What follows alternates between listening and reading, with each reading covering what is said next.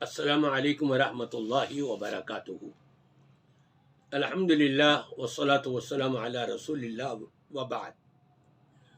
سامعین کرام، رب تبارک و تعالی نے قرآن پاک میں حکم دیا ہے، اعوذ باللہ من الشیطان الرجیم، ان اللہ یأمرکم بالعدل والاحسان۔ اللہ تبارک و تعالی تمہیں حکم دیتا ہے، تمہارا ہر عمل، تمہارا ہر قول عدل کے اوپر مبنی ہونا چاہیے، انصاف کے اوپر، جھکاؤ نہیں، دو رخی پنا نہیں، ادھر گئے تو ان کے ساتھ، ادھر گئے تو ان کے ساتھ، اگر ان کی کوئی بات کر لی تو وہ برا مان گئے، ان کی کوئی بات کر لی تو یہ برا مان گئے۔ اس چیز کو نہیں دیکھنا، بلکہ ہمیشہ عدل و انصاف کے پلڑے کو مضبوطی سے تھام کے رکھنا ہے اور احسان کرتا رہنا ہے۔ احسان کیا ہے؟ احسان ایک یہ بھی ہے کہ کسی کو اچھی بات بتا دینا، کسی کو اس کی برائی سے روک دینا۔ اسی لیے تو نبی کریم صلی اللہ علیہ وسلم نے حکم دیا تھا کہ ظالم اور مظلوم دونوں کی مدد کرو۔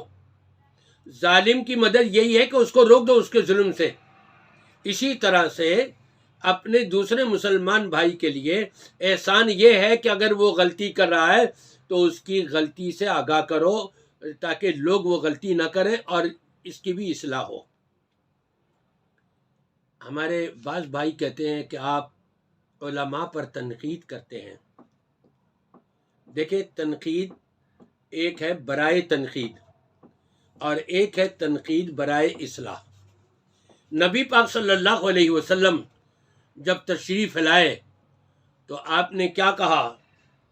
قولوا لا الہ الا اللہ واترکوا اللات والعزی۔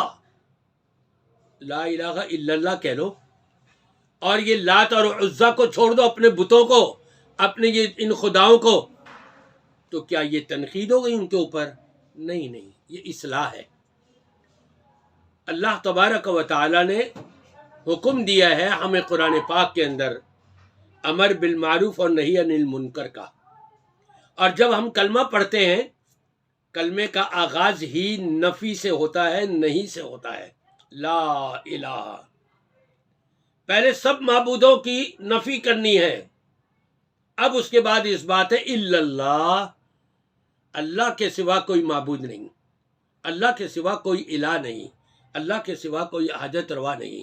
تو کیا ہم یہ کہہ سکتے ہیں کہ نعوذ باللہ ہمارے نبی صلی اللہ علیہ وسلم نے اہل مکہ کی، کفار مکہ کی تنقید کری؟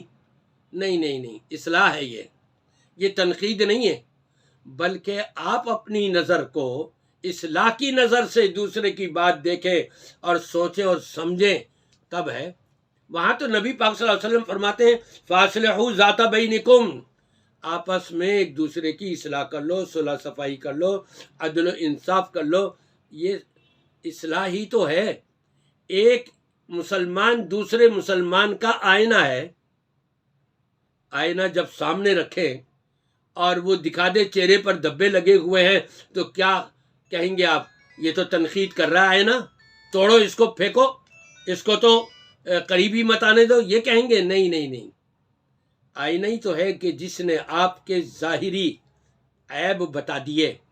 ایک ایمان والا ہی تو ہے کہ جو دوسرے ایمان والے کے، ایک مسلمان ہی تو ہے جو دوسرے مسلمان کے ظاہری اور باطنی عیب، غلطیاں جو آئیں سامنے، وہ اس کی اصلاح کرے۔ یہ مقصود ہوتا ہے۔ میں نے صرف یہ نہیں کسی ایک کو نشانہ بنایا ہو، میں دیوبندی علماء کی بھی، بریلوی سنی علماء کی بھی، اہل حدیث علماء کی بھی، شیعہ علماء کی بھی، کسی مسلک سے کوئی بھی تعلق رکھنے والے ہوں اور سوشل میڈیا کے اوپر وہ آ رہے ہیں، لیکن جہاں میں جس کی غلطی دیکھتا ہوں، میری کوشش ہوتی ہے کہ میں اس غلطی سے ان کو بھی سوشل میڈیا کے ذریعے سے آگاہی ہو جائے، میری آواز ان تک پہنچ جائے، اور جنہوں نے ان کو سنا ہے وہ یہ غلطی نہ کر بیٹھے۔ میرا مقصود تو یہ ہوتا ہے، اور یہ اللہ ہی جانتا ہے۔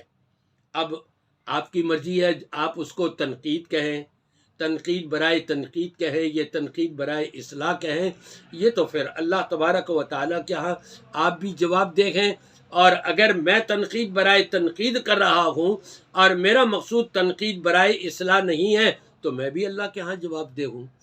میری دعا ہے کہ جب رسول اکرم صلی اللہ علیہ وسلم نے یہ حکم دے دیا بلغوا عنی ولو آیا، ایک ہی آیت تم تک کیوں نہ پہنچاؤ اس کو آگے پہنچاؤ، تو کیا ہم اس کو چھپا کے رکھیں اور یہ سنتے رہیں کہ وہاں قرآن کے ساتھ کھلواڑ ہو رہا ہے، وہاں قرآن کی بے عزتی کی جا رہی ہے، درس قرآن ہے اور باتیں کچھ اور ہو رہی ہے، درس حدیث ہے اور باتیں وہاں پر ایسی ہو رہی ہیں کہ جو اس حدیث سے ٹکرانے والی ہوں، تو پھر وہاں پر چپ رہنا۔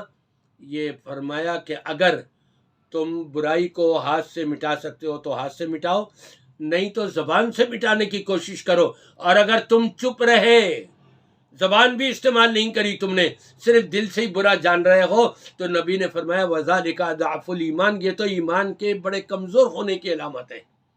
جبکہ المؤمن القوی خیر واحب الی اللہ من المؤمن الضعیف وفی کل خیر، اگرچہ ہر ایمان والے کے اندر بھلائی ضرور ہوتی ہے، لیکن اللہ کا محبوب اور لاڈلا وہی ایمان والا ہے جو اپنے ایمان کے اندر قوی اور مضبوط ہو۔ اس کا یہ حق بنتا ہے کوئی بھی برائی دیکھے اپنی زبان سے کم از کم اس کو مٹانے کی کوشش کرے۔